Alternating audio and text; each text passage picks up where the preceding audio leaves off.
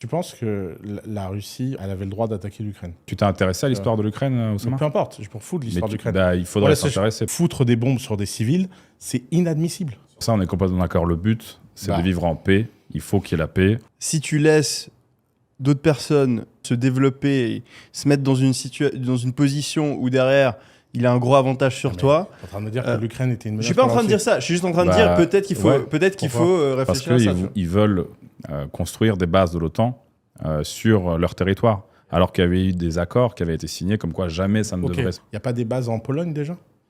Ouais, mais la Pologne, elle est quand même plus loin que l'Ukraine. Là, on parle de la frontière d'un pays qui est vraiment limitrophe avec la Russie.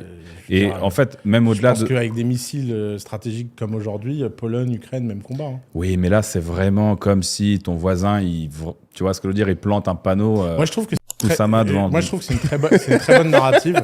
Mais moi, si mon voisin, il met un panneau Oussama devant ma porte, je m'en bats les couilles. L'armée russe, si elle veut, demain, elle te rase la ligne de front en quelques heures seulement avec le nombre de missiles qu'ils ont. C'est juste qu'ils veulent pas faire comme ça parce qu'ils considèrent les Ukrainiens comme des frères, ce qui est vraiment réel, tu vois, et qu'ils veulent pas raser des populations civiles en même temps. Donc, ils font du cas par cas. Donc, la guerre dure depuis tant de temps maintenant, tu vois.